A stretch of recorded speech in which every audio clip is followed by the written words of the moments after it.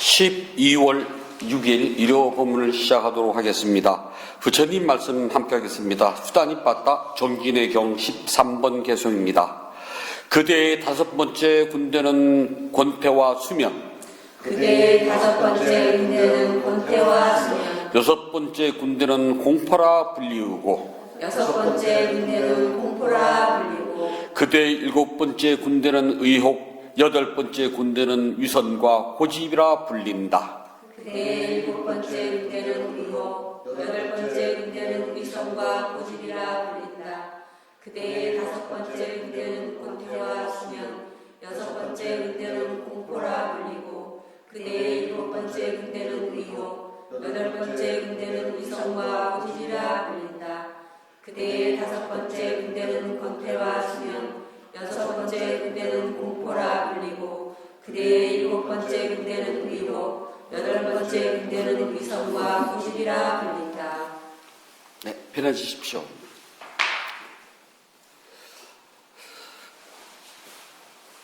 불교에서는 수행을 방해하는 요인을 우리가 뭐라고 하냐면은 마군이라고 그래요. 파순.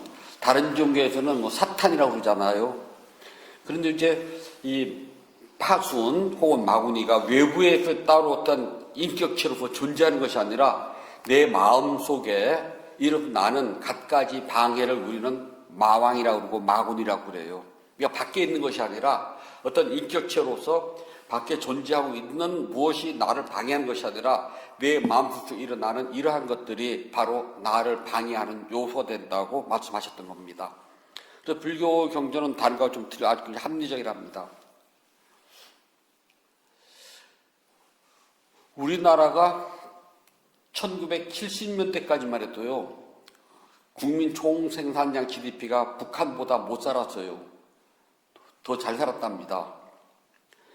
그리고 이제 60년, 70년대에 새마을 운동을 하면서 마을길도 넓히고 초가지붕도 없애고 그 개울가에 이제 시멘트 다리도 놓기 시작했답니다. 그 전에는 징검다리가 거의 대부분이었고요. 좀 잘 사는 동네는 섭다리라고 그래가지고 산에서 소나무 생짜배기를 베다가 겨울에다가 심고 그 위에다가 나뭇가지를 덮는 거 섭다리가 대부분이었거든요. 저희가 어렸을 때도 돌을 보고 신장로라고 그랬어요. 새로 닦은 길이라고 신장로라고 소리 많이 들어보셨잖아요. 근데 섭다리는 그래도 안전한데요. 징검다리는 큰 돌멩이를 있잖아요. 여럿이 옮겨서 이렇게 징검다리는 안 놔요. 혼자서 들을 만한, 감당할 만한 무게의 돌을 들어서 대부분 놓는 게 징검다리거든요. 징검다리는 물이 불어나거나 또는 여러 가지 요인에 의해 가지고서요, 끼떡끼떡 많이 놀아요. 그래 잘못하면은 징검다리가 삐끗하고 놀면은 발 적시기가 일쑤였고요. 혹시 어렸을 때 그런 기억이 있을지 요즘 아이들은 모를 겁니다. 저는 지금도 잊지 못하는 게 저희가 어렸을 때는 절집이 가난해가지고 때가 되면 탁발 나가요. 지금 한참 탁발 나갈 때입니다. 가을고지 이제 끝났잖아요. 그러면은 좀 괜찮은 동네를 이제 딱 보면은 지붕 2형을 새로 해이었다. 그러면 좀 괜찮은 동네입니다. 그리고 저녁에 연기가 굴뚝에 다 올라간다. 괜찮은 집이에요. 동네가 괜찮은 겁니다. 저녁이 됐는데도 굴뚝에 연기가 올라가는 집이 적다. 그럼 굶는 집이 있다는 소리예요. 또 지붕에 2형을 새로 못 갈아이었다. 그런 동네입니다. 예전에는 이 지푸라기도 전부 다 이렇게 이렇게 여물로 들어갔잖아요. 아니면 가만히 짜고요. 그럼 이제 좀 면단위 같은 데서요, 좀 어느 동네에 보면 이렇게 지붕도 새로 있고, 저녁에 연기도 올라가고, 사랑채 있고 한 집 있으면 예전에는 이제 그런 집 가면 이야기하면은 잠을 재워주고 방을 내줬거든요. 그럼 이제 그 집에다가 이제 일종의 본부를 차려놓고 스님들이 매일 쫙 찢어집니다. 그래서 동네마다 가서 탁발을 해가지고 그 집에 다 모여서 쌀을 모아가지고 철도역에 가서 이제 소화물로 붙여가지고 찾아서 양식 쓰고 그랬거든요.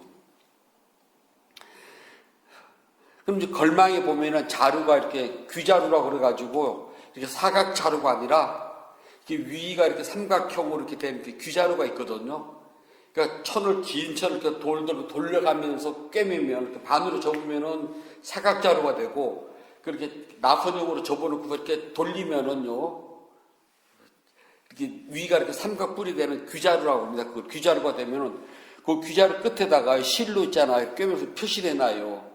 그래서 딱 만져보면은 쌀 들어가는 거, 보리쌀 들어가는 거, 콩 들어가는 거 이렇게 만지면 알아요.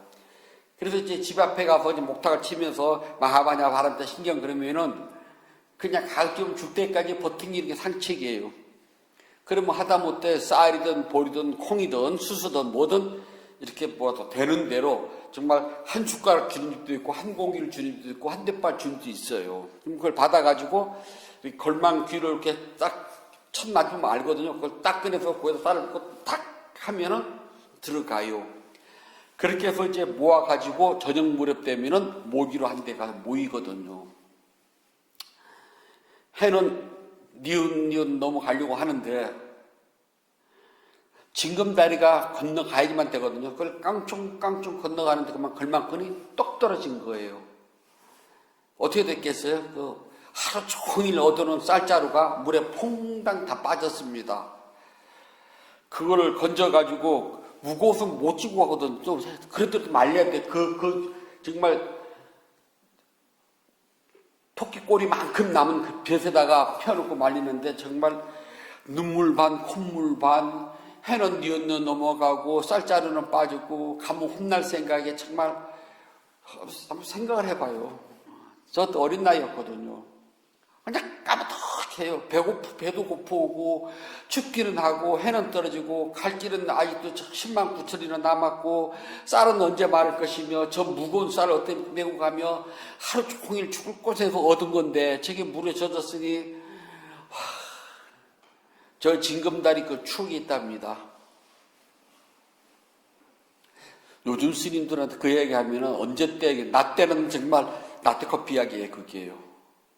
징검다리는 왜 징검다리가 발을 탁 딛는 순간 왜 깨끗하고 노랗게 안 넘어가려고 이쪽으로 힘 딱 줄이 걸먹고 똑 떨어진 겁니다. 그래서 징검다리를 건너갈 때는 튼튼하면 다행이지만은 또 징검다리가 그 놓는 사람 보폭에 따라서 이렇게 간격이 틀리고 어떤 때는 간격이 넓은 데도 어떤 간격이 좁은 데도 있어요. 그러면 그 어렸을 때 무거운 그 걸망 한 짐을 지고서 이거 어째 건너뛰기가 쉽지가 않아요. 이 무게 때문에요. 그래서 건너뛰려다가 잘못하고 다칠 바에는 차라리 그냥 둥둥 걷어붙이고 젖는 게 낫거든요. 그래서 징검다리는 건너갈 때 잘하면 그냥 가지만 잘못하면은 발을 적시거나 물에 퐁당 빠져야 돼요. 그래서 미끄러지는 걸 두려워하면 징검다리는 못 건너가고요. 또 징검다리는 뒤돌아보면 못 건너가요. 앞만 봐야지만 건너갈 수 있는 게 징검다리랍니다. 그래서 징검다리는 최소한 물에 빠진다. 아니면은 넘치면 왜 또 그 물이 살랑살랑 돌을 넘칠 때가 있잖아요. 그러면 되게 그때 그 돌 미끄럽거든요. 그리고 그게 발을 탁 적시면 그 물이 찰싹 넘쳐요. 이렇게 신발에 어중간하게. 아유 정말 그 짜증난다. 그렇게 짜증날까요? 그래서 이제 그 물에 젖은 양발을 신고 버스가 어디 있어요? 그냥 가는데 그러다 운이 좋으면은 3판 트럭을 만납니다. 옛날 그 미제 재무시라고요. GMC 트럭. 3판 트럭이라 혹시 보신 적 있는지 모르겠네요. 3판 트럭이 지나갈 때 손들어가지고 그 지사님이 마음이 좋아서요. 그 옆자리나 화물칸 빈 차도 태워주시면은 그날은 완전히 횡재예요.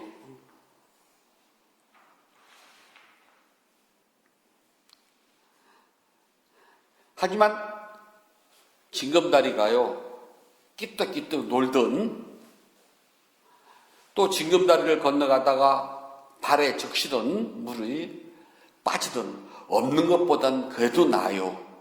왜냐하면 징검다리가 있으면 최소한 물을 적시지 않고 건너갈 수 있다는 희망을 갖거든요. 그게 없으면 완전히 그냥 둥둥 걷어붙이고, 예전 보면은 거의 다 뭐 징검다리 있어봤자 뭐 별볼이 없었으니까요. 중생들이 살아가는 거는요, 누구나가 다 똑같아요. 징검다리 건너기랍니다. 한 다리 건너면은 다음 돌멩이 건널 때요, 아무도 예측하지 못하고 장담 못해요. 그 길이 탄탄대로라는 것 못 믿습니다. 저 돌이 그냥 보기에는 돌멩이지만 발을 딛는 순간 삐뜩하고 놀아가지고 다리가 접질 수도 있고요. 또는 돌멩이가 획가닥하고 쓰러져가지고 물에 통째로 빠질 수도 있습니다. 중생들은 하루하루가 징검다리를 건너가요. 특히나 윤회라고 하는 징검다리는 누구나 건너야 됩니다. 이게 흙수저로 태어났든 금수저로 태어났든 상관없이 우리는 윤회라고 하는 징검다리를 건너고, 윤회가 아니라 이 생을 살아가면서도 누구나가 다 징검다리를 건너가야 돼요. 다행히 이번 돌은 잘 뒤졌지만 앞에는 저 돌은 어떻게 될지 몰라요. 뒤돌아보면 어떻게 살아왔는지 몰라요. 뒤돌아보니 저 징검다리를 어떻게 건너왔는지 모르거든요. 근데 앞날을 보는데 깜깜해요. 저거 언제 건너가나. 냇물의 징검다리는 끝이 보이지만 삶의 징검다리는 끝이 보이질 않아요. 누구도 다음 돌멩이를 예측 못한답니다. 저들을 밟았을 때 어떤 일이 벌어질지 알기라도 하면은 준비라도 하겠는데 몰라요.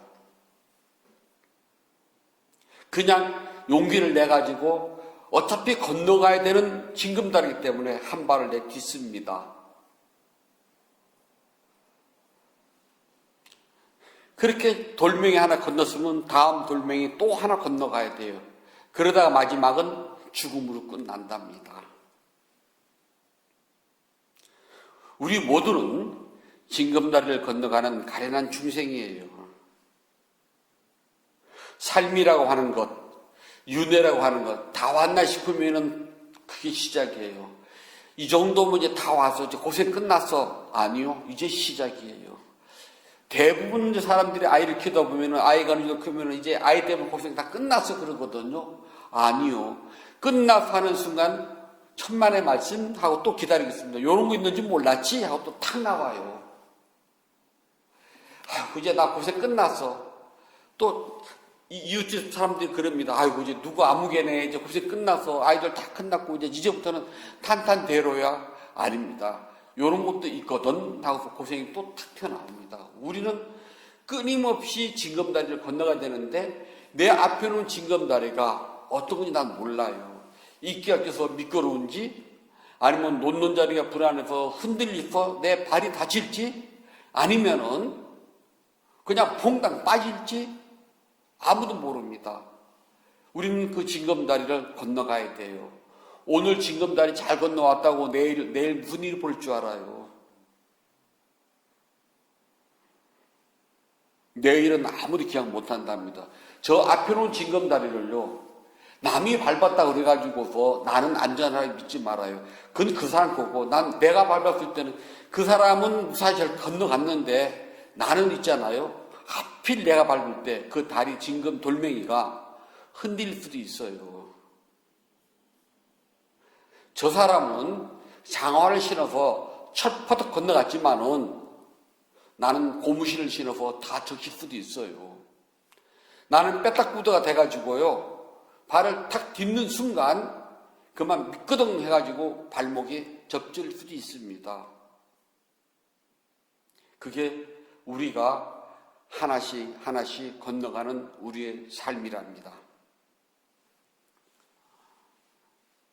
부처님은 두려움을 버리고 홀로 징검다리를 건너가셨습니다. 그래서 부처님께서는 징검다리를 건너신 다음에 우리한테 안전하게 징검다리를 건너는 방법을 가르쳐 주셨습니다. 위태롭게 보이지만은 부처님께서는 안전하다고, 내가 건너보니까 튼튼하고 안전해. 용기만 내면 돼. 너 저기 멀어서 못 뛸 것 같지? 충분히 뛸 수가 있어. 한 발 용기 내서 한 발만 푹 디디면은 다음으로 건너갈 수 있거든 하고 우리에게 끝없는 용기를 가르치셨습니다. 그리고 징검다리를 건넜으면 뒤돌아보지 말라고 가르쳐 주셨어요. 앞만 보고 가렴. 그러면 다 건너갈 수 있어. 내가 건너가 봤거든. 안전해. 너희도 건너와봐. 그러셨습니다. 수행을 하다 보면은요, 어제 하루는 정말 잘했어요. 근데 오늘은 아무 탈 없을 줄 알았는데 안 그래요. 오늘은 앉자마자 다리는 정말 부러졌듯이 아파오고 허리는 무너질 것만 같고요. 망상은 왜 이렇게 심해요. 정말 한 시간은 어떻게 버텼는지 몰라요. 한 시간 버텼습니다. 다음 시간이 겁나고 두려워요. 다음 시간 어떻게 하지? 이번 시간 너무너무 시간 안 갔어요. 안 간다 그렇게 안 갈 수가 있을까? 그런 날 있어요. 저도 수행을 해봤잖아요. 어떤 날은 정말 다리를 톱으로 잘라버리고 싶어요. 그렇게 막 시간이 다 됐겠지 하고 막 눈 뜨면 안 된다는 걸 알면서도 막 실눈을 뜨고 시계를 착 쳐다보면 5분도 안 됐어요. 또 용트림을 합니다. 막 허리는 무너져 내리고 어깨는 왜 이렇게 아파요. 망상은 쉼없이 일어나고요. 그런 눈을 살며시 떠서 보면 또 5분도 안 됐어요. 그렇게 1시간 하게 되면은 1시간이 정말 지옥처럼 길어요. 그래서 1시간이 탁 끝나간 눈을 탁 뜨고 일어나면은 다리는 언제 아파냐? 하나도 안 아파요. 허리는 언제 아파냐? 안 아파요. 어깨는 아무렇지도 않아요. 그리고 1시간을 걷는데 잘 걸을 것 같은데 안 그래요. 이번에는 발바닥이 왜 이렇게 아프고 걷는 게 왜 이렇게 지루해요. 아무리 천천히 걸어도 눈 뜨면 저 끝에 가 있어 벌써요. 내 딸은 천천히 걸었는데 몸 막 날아가면서 걸어가고 있어요. 휙 소리가 나게요. 그렇게 되면 또 걷는 1시간이 정말 지루하게 안 가고 발바닥은 미칠 듯이 아파요. 마치 바늘로 찌르듯 칼로 베듯 발바닥은 아파오고 시간은 뒤지기도 안 가요. 그렇게 1시간이 지나고 딱 앉아있으면 발바닥이 언제 아팠냐예요. 하나도 안 아파요. 이렇게 우리는 수행도 있잖아요. 징검다리를 건너가요. 그리고 이 징검다리는 있잖아요. 용기를 내지 않으면 못 건너간답니다. 여기에 많은 분들이 왔다 갔어요. 근데 요즘은 그 뜨내기조차도 안 오더라고요. 하면은 있잖아요. 조금 참을성을 가져야 됩니다. 저 잘 참습니다. 그러거든요.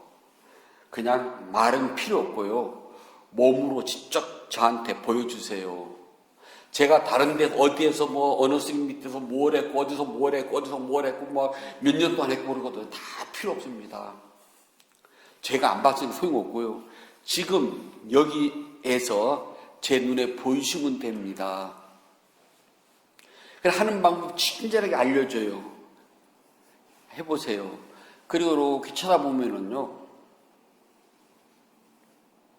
못 버텨요.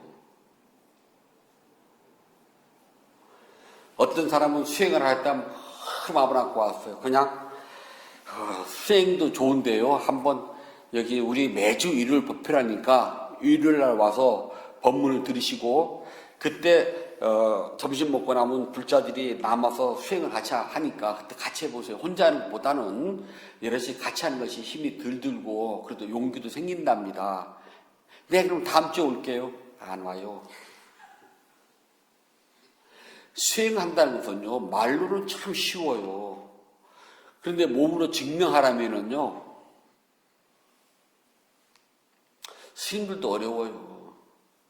그냥 쉬며 놀며 하는 건 모르겠지만은, 우리처럼 빡세게 돌리면은요, 이게 절대 쉽지가 않아요. 그래서 이 수행은 징검다리를 건너가도 용기를 내지 않으면 절대 못 건너갑니다. 그리고 지나가는 시간 뒤돌아보면은요, 못해요. 왜냐하면 우리 기억은 있잖아요. 내 수행이 잘 된 시간이 남기보다는 안 된 시간이 더 강하게 남아요. 희한하거든요. 잘 된 시간, 행복했던 시간이 자꾸 나머지 수행을 앞으로 밀고 나가기 좋은데요. 희한하게 힘들었고 안 됐고 아팠던 것이 항상 앞서갑니다. 자식을 키울 때는 있잖아요. 어렵고 힘들던 생각이 앞서 나가면 절대 자식 못 키운다네요. 어쩌다 한번 이 아이가 나에게 줬던 기쁨, 행복도 그 기분이 앞서가기 때문에 아이를 키운답니다. 부부가 같이 살아가는 데 있잖아요. 가끔은 그래도 저 사람이 나에게 줬던 기쁨, 행복, 사랑이 앞서면은요, 그래도 일평생 참고 살아가는데, 반대로요, 저 사람이 나에게 줬던 괴로움, 슬픔, 화남, 뭐 등등이 눈꽃만큼이라도 앞서면 있잖아요. 부부가 일평생 살아가는 게 몹시 힘들답니다. 저울질을 했을 때 59%와 49%의 차이점이에요. 그런데 내가 내 아이를 키울 때는 기쁨, 행복, 사랑이 1%도 앞서요. 그래서 평생을 그냥 바라보고 사는데요. 남편이나 아내는 안 그래요. 미운 게 앞서거든요. 하지만 한국말에 종했답니다. 미운 정도 들면 정이래. 근데 수행은 안 그래요. 수행 도중에 있었던 괴로움, 아픔, 번뇌, 하기 싫음, 이것이 항상 앞서요. 수행에서는 고요, 평온, 행복, 이것이 0.1%도 앞서면 있잖아요. 수행은 절대 끊어놓지 않아요. 왜냐하면 수행이 주는 행복, 기쁨, 고요를 내가 알기 때문인데 이건 정말 드물어요. 거의 대부분은 수행에서 왔던, 그리고 의외로 수행자가 고독하거든요. 외로워요. 아무리 사람이 많아도 있잖아요. 나하고는 관계없어요. 한국 선방은 앞에 가면은 수행 중 들어오지 마시오. 조용히 그렇게 써놨잖아요.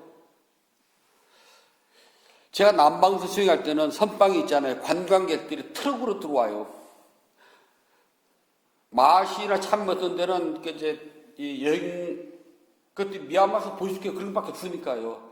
그러면은 어떤 때는 관광객들이 한 10차 정도 들어올 때가 있어요. 그 마시던 때는요. 그러면은 앉아있으면 막 사이로 돌아다니고 사진 찍고 날 오도 방정 다 벌어져요.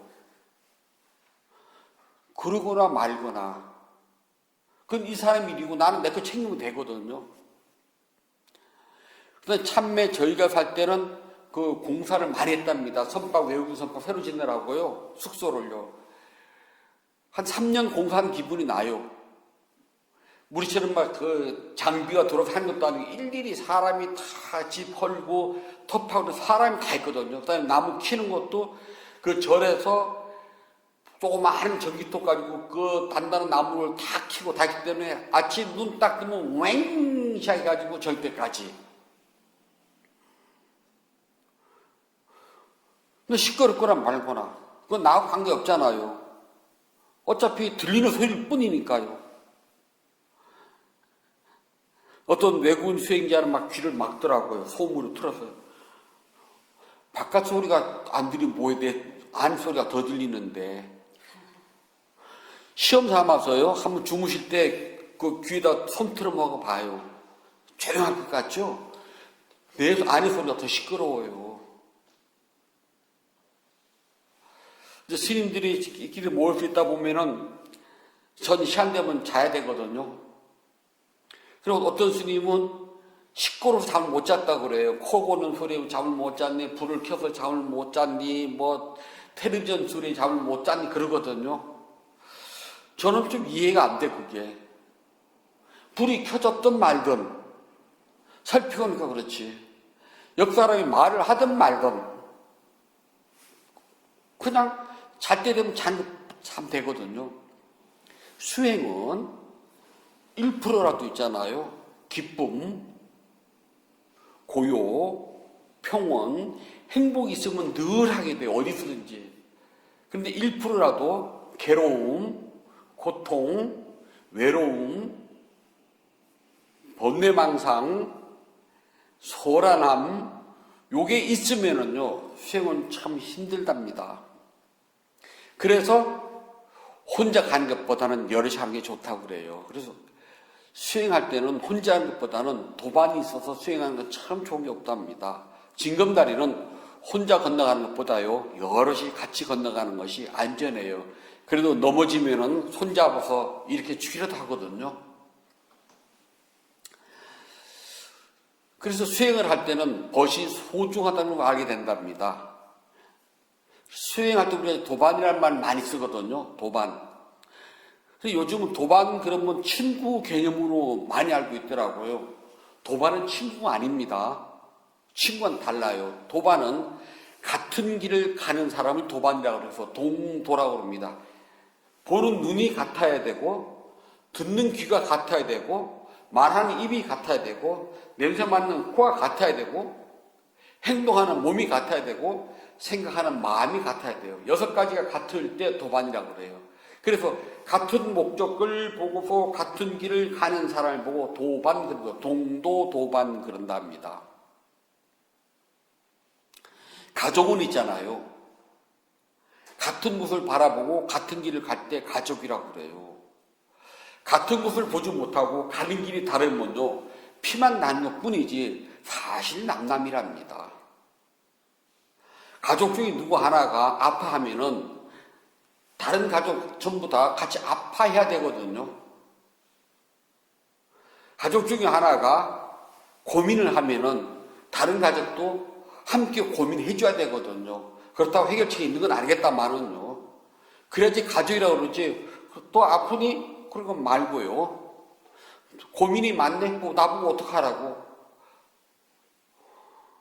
어떻게 해줄 수 있는 건 아니라는 건 알아요. 하지만 같이 마음이라도 그렇게 어떻게 하면 좋을까라고 생각을 같이 해줘야 되거든요. 그래서 동도, 같은 길을 갈 때 가족이라고 그러고, 같은 것을 바라볼 때 가족이고, 같은 걸 생각할 때 가족이에요. 수행은 더하답니다. 그래서 같은 길을 같이 보고, 같이 생각하고, 같이 하지 못하면 도반이라는 말을 쓸 수가 없어요. 그래서 도반은 함께 가는 행복한 사람이에요. 내가 손을 뻗으면 언제든지 내 손을 잡아주는 사람, 그리고 그 길을 함께 가주는 사람, 이게 도반입니다. 그래서 수행자가 도반이 있다는 것은 아주 행복한 일이랍니다. 부처님께서는 같은 곳을 같이 보지 못하고 같이 생각하지 못한다면 차라리 콧불 속의 웹불처럼 혼자서 가라 그랬어요. 그게 차라리 나아요. 혼자 가면은 최소한 방해를 받지 않아요. 제가 혼자 있잖아요. 다른 스님들이 저 되게 심심한 줄 알거든요. 저 되게 바빠요. 저 진짜 바쁘거든요. 그리고 하나도 안 심심해요. 그랬더니 말 안 해서 어떻게 사냐고. 말 안 하니까 더 좋아. 한번 하루 종일 말하지 말아봐요. 얼마나 좋은 줄 아세요? 말을 안 하면 있잖아요. 내 마음을 보는 내가 더 좋아요. 정말 말하지 않고 살 수 있다는 게 얼마나 행복한 줄 압니까? 말을 하지 않으면 있잖아요. 시비가 멀어지고요. 번다한 일에서 멀어져요. 말을 하면은 몸도 마음도 번다해진답니다. 아이들하고 하루 종일 말 안 해본 적 있어요? 옆에 있어도요? 그럼 우리 엄마 화났나? 아이들 그럴지도 몰라요. 그냥 말 안 하면 정말 좋아요. 저 미얀마 수행할 때 말 안 해보고 한 철을 살았거든요. 좋다 그렇게 좋을 수가 없어요. 그래서 저는 말 안 하는 행복 알고 있답니다. 이번 주에는 주스님도 저기 이제 묵원하신다고 그러더라고요. 말 안 한다고. 좋아요. 자, 같은 길을 같이 하는 사람, 함께 행복할 수 있는 사람, 도반이라고 그래요. 도반은 함께 행복을 나눌 수 있어야지만 도반이라고 한답니다. 그래서 수행자가 도반이 있다는 것처럼 행복한 일은 없어요. 그래서 도반 있어요? 라고 물었을 때 나 도반이 있나? 하고 저 생각해 본답니다. 몇이나 될까? 저도 손가락이 남아요. 5손가락이. 안다고 해서 다 도반은 아니거든요. 그냥 친구일 뿐이에요. 그래서 저는 번님이라는 소리를 많이 해서 그냥 번님이 친구일 뿐이에요. 도반은 아니랍니다. 도반은 최소한 같은 곳을 같이 바라보고 같은 생각을 하고 손을 잡고 거기를 같이 가면서 수행이 주는 행복을 나눌 수 있어야지만 도반이라고 한답니다. 여러분들은 도반 있습니까? 있다면 몇 명이나 될까요? 한번 보자보세요. 부처님께서는 5가지를 갖추지 못한 사람은 도반이 아니다고 그랬어요. 첫 번째는 불필요한 일을 벌리고 만들고 시키는 사람, 도반 아니에요. 일을 줄여야 되는데 일을 자꾸 만드는 사람. 그래서 저기 선방, 남방 살 때는요, 빨래도 자주 하지 말라 그래요. 그것도 번단 일이거든요. 그래서 한번 일주일 내내 세탁을 안 하고 살아봤어요. 그게 이제 수행만 하는데 무슨 땀이 나오냐고 그러냐고요. 이 이야기도 하시거든요. 안 그래요. 정말 앉아있으면요, 생땀이 나옵니다. 몸에서 썩은 내가 나올 정도로, 그러니까 1시간 앉아있으면은 이 가사가 소금기가 탁 쥐고, 저녁에 되면 이게 딱딱해져요. 땀 흘려가지고요. 일주일 안 하니까 냄새난다 그러더라고. 아, 번다 해도 하루에 한 번은 저녁 때 샤워하면서 세탁을 합니다. 최대한 빨리 해요. 어떻게? 가루비는 조금 풀고요. 발로 질겅질겅 몇 번 밟았다가 그냥 때 흘리면 때는 없잖아요. 소금물 뿐이 땀 흘린 거. 그냥 2번 설렁설렁 흔들어서 참 널어버립니다. 물기 안 짜도 다 마르니까 그게 걱정 안 해요. 단 우기철은 안 마르더라고요. 우기철은 그렇게 해놓으면 안 마르고 냄새가 나대요. 요령을 터득했답니다. 냄새 안 나는 방법. 비눗물을 좀 덜 빼요. 그러면 냄새가 안 나고 비눗 냄새가 나거든요. 그래서 땀을 흘리면은 땀을 흘리고 이렇게 좀 걸어가면은요, 부딪히는 자리는 그 비눗 거품이 다 이렇게 또 캐가 지더라고요. 그래도 괜찮더라고, 저는요. 번다하게 일을 하지 말아라. 그러니까 자기 혼자는 모르지만은 막 남 불러서 시켜서 번다한 일을 만들지 말라는 겁니다. 그런 것을 좋아한다면 도반이 될 수가 없다는 겁니다. 두 번째는요, 쓸데없는 일을 만들어서 가지고 그걸 확장시켜 가지고 대중을 모으는 사람, 또 회의를 자주 하는 사람,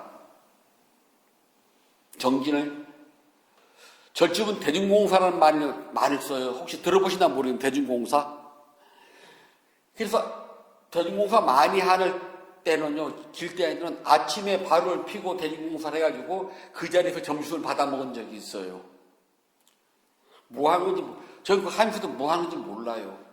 또 저희 공부했을 때는요, 이제 그 아래 후배들, 이런 말 하면 안 되는데, 좀 이렇게 가끔 기운을 잡을 때가 있어요. 너무 풀어졌구나. 그러면은 방에다가요, 불을 뜨끈하게 떼요. 그것이 여름이든 겨울이든 상관없어요. 좀 뜨겁습니다. 그 다음에 가사장을 다 입고 들어오라 하면 이제 선교수님 앞이니까 무릎 다 꿇고 앉았거든요. 그러면 서로가 짜요. 저희가 한 20명 됐는데 한 사람 앞에 30분씩 이야기하기. 무조건 채워야 됩니다. 우리 한 대도 때린 적 없어요. 다 말로 30분 합니다. 그러면 그 구들 뿐만 절절절 끓거든요. 무릎 다 익어요, 종아리가. 그래서 움직이면 왜 이렇게 움직이세요? 움직이지 말아요. 점잖게 말로 다 일러요. 움직이지 말고 그러면은 한 말을 또 하고 한 말을 또 30분 무조건 치게 30분 채워야 돼요.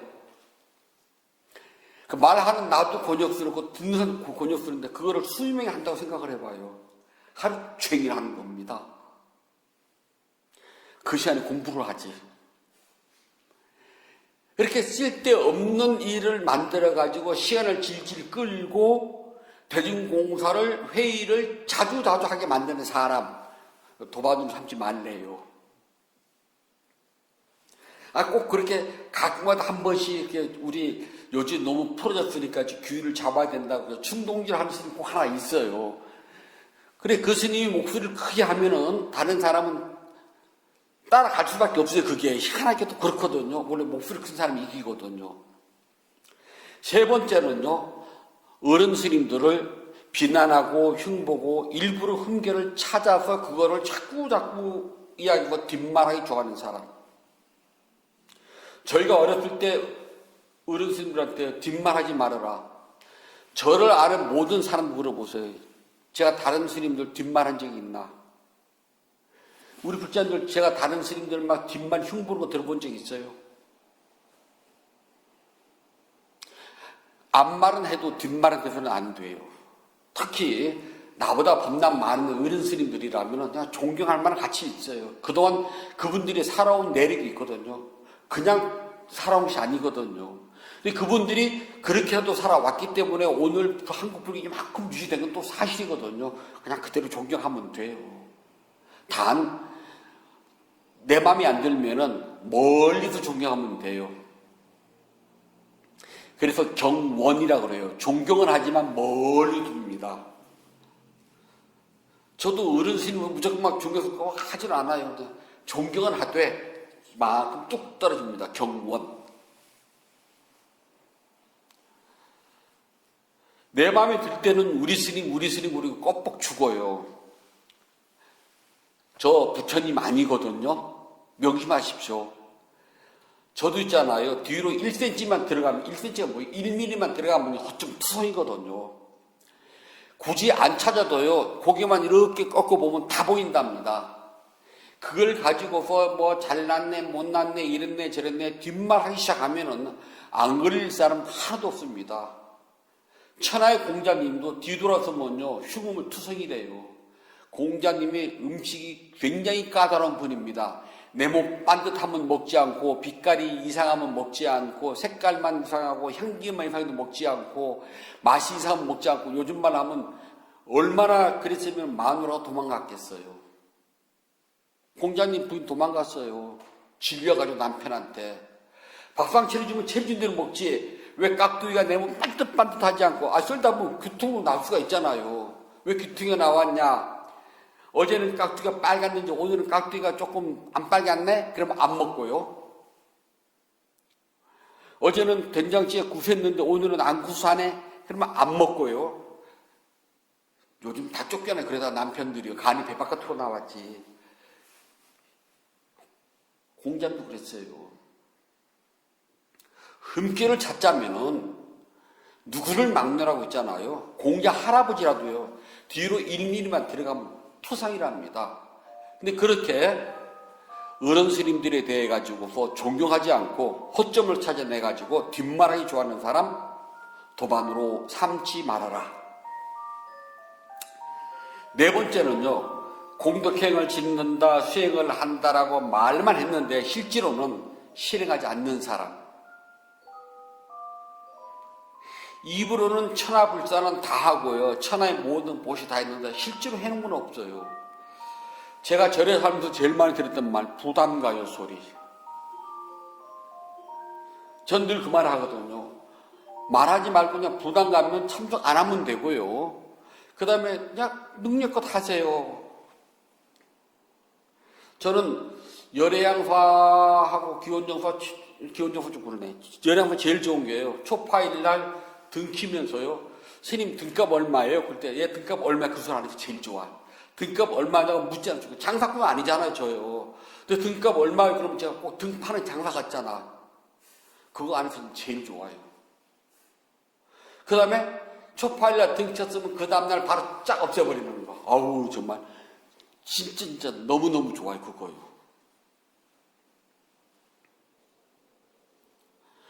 그냥 열린 데서 있잖아. 내가 능력껏 하는 거예요. 100원밖에 없는 사람은 100원어치 하는 것이고요.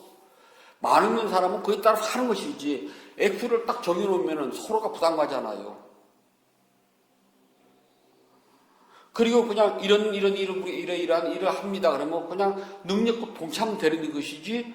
그 동참도 하기 전에 부담가요 소리 먼저 부담가요 하는 사람 치고 해본 사람 그게 드물더라고요. 그냥 형편껏 능력껏 하세요. 저는 미얀마 수행하면서 지금도 잊지 못하는 게 제 탑발 나가잖아요. 그러면 그 가난한 할매가 손주를 데리고 삽니다. 손자도 서른대요. 근데 그 할머니가 꼭 옥수수 이렇게 아침에 탁발라가면 바로 옥수수 한 잔 얹어준다 그랬거든. 그것이 있잖아요. 그 할매가 장사가 잘 되는 날은 그 어저께 장사 잘 됐으면 오늘은 옥수수 한 잔을 올라와요. 그날은 그 옥수수를 받아도 기분이 되게 좋아요. 근데 그 할매가 전날 장사가 안 된다는 옥수수가 줄어요. 반이 올라간다든지 4분의 1이 올라든지 아니면 어떤 때는 정말 손가락 두께만큼도 놔야 하나 가지고 쪼개서 얹어줍니다. 정말 누구보다도 아름다운 공양이에요. 부처님 당시 때 나온 빈자 1등, 가난한 여인의 그 가난한 등 똑같습니다. 그게 공양의 진지한 의미거든요. 그렇게라도 해야 되는데 부담 가요, 못해요, 다음에 할게요. 다음에 할 기회 없다니까요. 징검다리 건너간다니까요. 다음 징검다리 건너다가 물에 빠질지 넘어질지 다리가 삘지 부를지 아무도 몰라요. 그리고 그 공덕은 그때만 질 수가 있답니다. 다음 성격이 달라져요. 늘 그걸 명심해야 된답니다. 그러니까 말로만 하지 말고 실제로 해야 돼요. 그래서 이 공덕행을 짓겠다고 하는 것은 굳은 결심을 못하기 때문에 그런 사람들은 결심이 없는 사람으로 보면 된답니다. 마지막 5번째는요.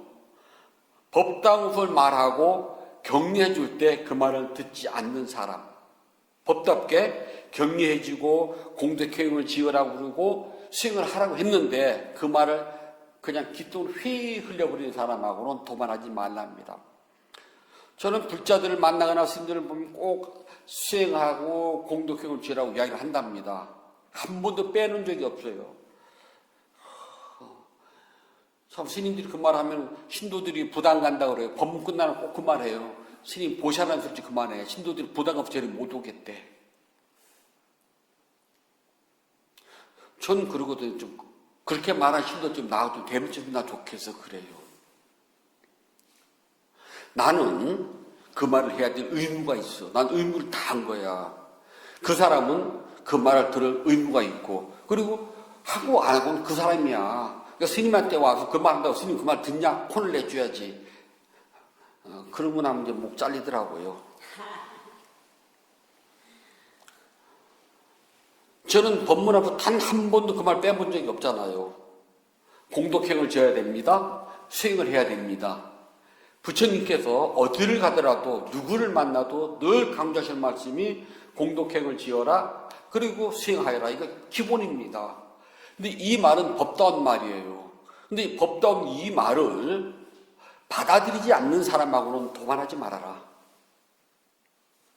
스님들조차도 이 말을 하면 부담 간다고 그래요. 아니 이 말 부담 가면 우리 어떻게 먹고 살래? 내가 사업을 하는 사람 아니잖아. 우리 모두가. 불자들이 갖다 주는 밥을 가지고 먹고 사는 우리인데 그 사람들한테 우리한테 열심히 밥도 옷도 의복도 갖다가 우리가 보시하라고 해야지만 내가 사는데 그것이 부담 간다고 안 한다면 우리가 뭐 할래? 사업할래? 그랬더니 요즘은 신도들이 갖다 주는 게 부담 간다고 사업을 한대요. 그래서 절에서 매지도 만들어서 팔고 매실도 만들어서 팔고 별거 다 하더라고요. 신도들이 하는 건 좀 말 안 해요. 신들이 하는 건 문제가 됩니다. 스님들이 초도 만들고 향도 만들어서 팔아요. 신도들이 그 절의 사원 재정을 위해서 그렇게 수익사를 하는 것은 뭐라고 안 한다니까요. 하지만 스님이 그거 집중해서는 안 돼요. 부처님께서 절대로 금하셨던 거거든요. 단지 우리는 스님들은 불자들에게 열심히 복을 지셔야 됩니다. 수행하셔야 됩니다. 그래서 깨달음 성취하셔가지고 윤회로부터 벗어나세요 라고는 우리는 늘 강조를 해야 된답니다. 또 불자들도 다른 친구들한테도 공덕행을 짓는데 같이 공덕행을 짓자. 수행하는데 같이 수행을 하자라고 해야 될 의무가 있답니다. 근데 한국 불자들이 안 하는 게 그거예요. 나만 잘하면 되는 줄 알거든요. 그러지 말고 늘 우리 입에다 달고 살아야 된답니다. 그렇게 해야지만이 슬픔과 괴로움에서 벗어날 수가 있어요. 중생살이는 기쁜 게 아니에요. 웃고 나면 그 다음은 반드시 눈물과 통곡과 한숨이 따라온답니다. 하나도 안 기뻐요. 그러다 마지막은 후회, 미련, 아쉬움, 서글픔, 비탄, 한탄을 남겨놓는 죽음으로 끝난답니다. 그게 마지막이에요. 살아있는 사람은 누구라도 나의 죽음을 통해서 슬픔, 괴로움, 이별, 그걸 맛봐야 돼요. 마지막 내가 남겨주는 건 그것뿐이랍니다. 돈이요? 그거 소용없어요. 그거 남겨줬다 좋아하지 말아요. 그 다음에 오는 거는 비탄, 통곡만 남아요. 나도 날씨도 그렇게 가야 돼요. 그래서 우리 모두가 비탄, 통곡, 슬픔, 이별, 이런 괴로움이 아닌 행복과 이익을 나눠주고 행복과 이익을 위해서 손잡고 가려면은 도반이 필요하답니다. 도반은 함께 고요, 평온, 행복, 이로움을 나눌 수가 있는 함께 가는 행복한 사람을 우리는 도반이라고 한답니다. 도반이 있으면 나의 수행은 한결 쉬워져요. 내가 마음이 뒤로 물러나고 지나온 징검다리 뒤를 쳐다보는 순간 도반은 나의 손을 잡고 앞을 보라고 나를 끌고 앞으로 갑니다. 내가 다음 징검다리가 너무 멀리 떨어진 것 같아서 겁나서 건너뛰지 못할 때 도반은 나의 속에 손을 잡고서 끌어주면서 그 징검다리를 무사히 건너가게 해줍니다. 그럴 때 도반은 나로 하여금 행복을 나눠주는 사람, 함께 행복한 사람, 행복한 길을 가는 사람이라고 이야기를 한답니다. 이런 사람들이 내 곁에 있으면 나는 행복해요. 수행은 나날이 전진할 것입니다. 수행이 어느 날 갑자기 푹 뜨기도 하지만 있잖아요. 그냥 대부분의 수행은요, 눈에 표시도 안 나요. 하루에 1mm 나간다고 치면 1mm는 아무 표시 안 나요. 하지만 열을 하면 1cm입니다. 아이고, 1cm 표시도 안 나요. 열을 하면 10cm가 나간답니다. 그러면 10cm 표시도 안 나요. 하지만 몇 년이 쌓이면요, 아주 먼 길을 가 있답니다. 수행은 차곡차곡, 마치 흙먼지가 차곡차곡 쌓여가지고 진흙 두께가 되듯 수행은 그렇게 늘어난답니다. 단 쉬지 말고 물러나지 마세요. 그럼 머지않아 금생에 반드시 깨달음을 성취하여서 생사윤회로부터 벗어날 수 있는 최고의 행복을 맛볼 수 있답니다. 부처님께서 말씀해 주셨습니다.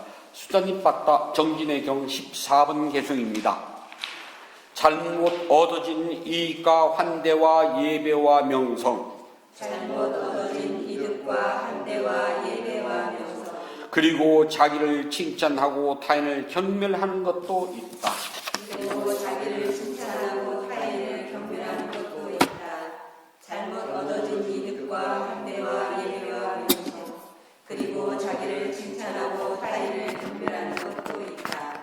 잘못 얻어진 이득과 환대와 예배와 명성, 그리고 자기를 칭찬하고 타인을 경멸하는 것도 있다.